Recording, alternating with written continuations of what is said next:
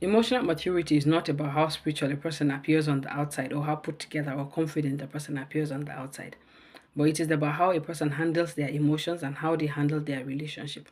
It is about how a person manages their emotions, whether they manage their emotions with insight, respond to issues with thoughtfulness, and how they take responsibility for their actions and inactions. Emotional maturity is demonstrated in everyday repeated moments in a relationship. It involves how a person handles conflict, disappointment, disagreement, and discomfort. Hello, and thank you for joining me. Today, we will be talking about emotional maturity. A lot of people stay confused in relationships and they cannot name what feels off. This discussion is to help someone out there recognize patterns that can hamper them from enjoying their relationship. So, how do you understand? How do you recognize somebody who is emotionally immature? The first sign is they are highly self-centered. When things are going their way and everything feels right, when the money is flowing and the plan is working according to how they want it, everybody around them is happy. The atmosphere is okay. But the moment things don't go according to their plan, they pollute the atmosphere and ensure everybody around them is unhappy. They conform everybody to their image and make sure everybody around them is sad. The second sign is they rarely admit wrongdoing. Apologies feels like a strange language to them. Instead of owning a mistake, they bring up unrelated issues, they change the topic, they turn the issues around and make the other person feels bad for complaining. Over time, this pattern becomes a norm to them, and they sometimes shift blame. It becomes a norm to them and they stop noticing their shortcomings. Even though everybody around them can see their shortcomings and maybe everybody around them is complaining about their shortcomings. And also, they rarely express gratitude. No matter what you do to them, no matter what you do for them, they will never say thank you. They feel entitled and they believe everybody owes them something. The third sign is they forget effort quickly in moments of discomfort or conflict. One uncomfortable moment can seem to erase months and years of anything that has been done to them. Small frustrations can turn into statements like, "What have you ever done to me?" even when the answer is a lot. This is a sign of somebody who finds it difficult to regulate their emotions when there is a conflict. The fourth sign is they are insecure and aggressive towards people they feel are more accomplished than them. Anyone who is more accomplished than them makes them feel insecure, or if they feel you are more confident than them, they become very insecure.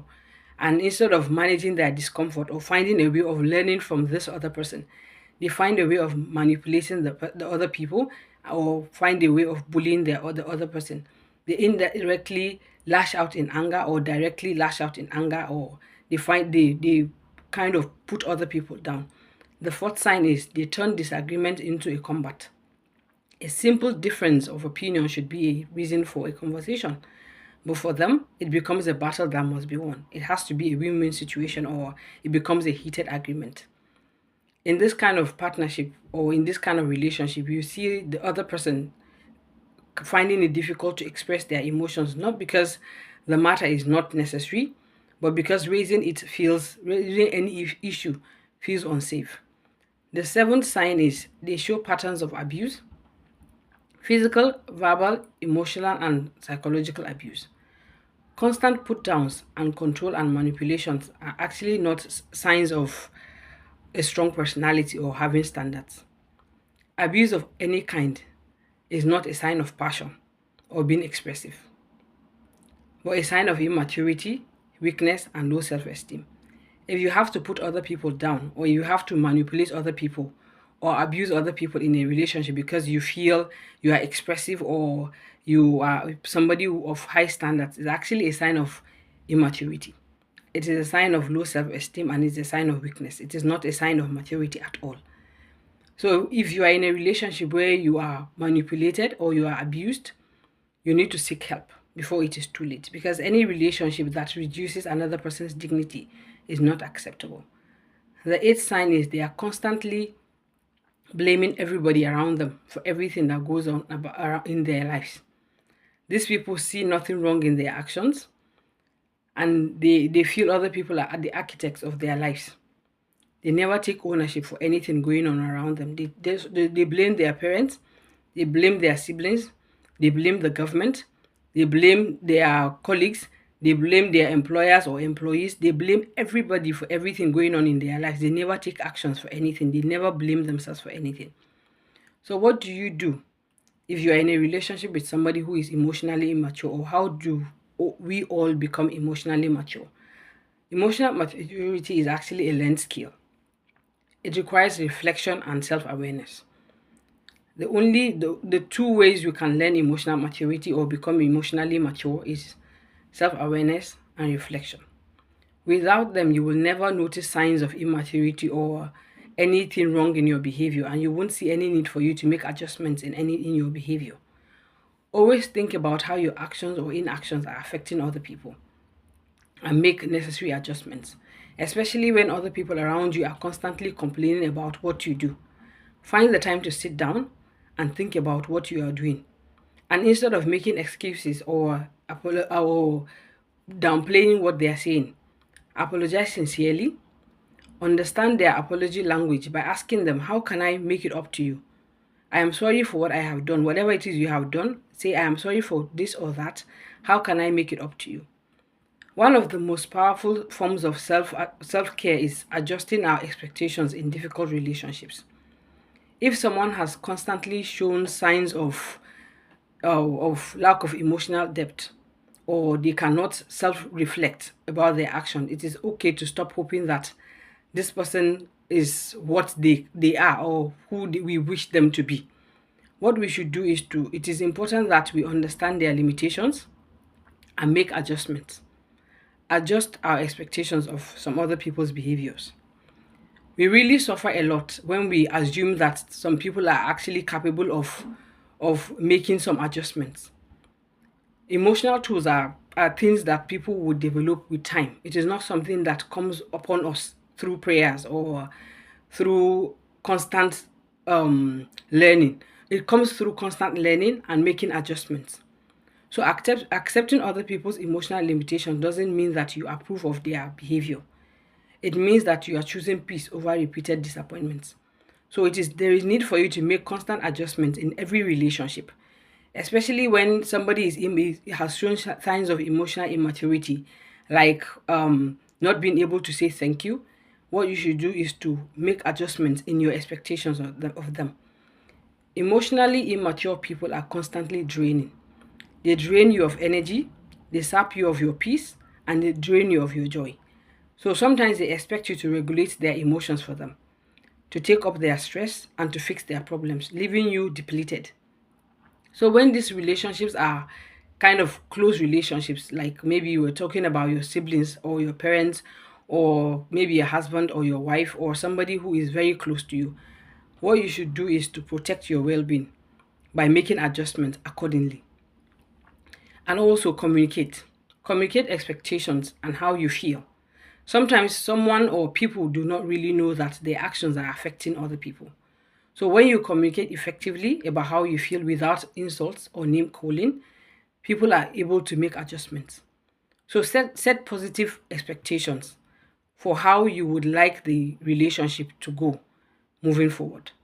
For example, if you're talking about somebody who is constantly not showing gratitude, let the person understand how you feel and let them know that if they are not able to say thank you or to express gratitude for whatever you do, you will stop helping them.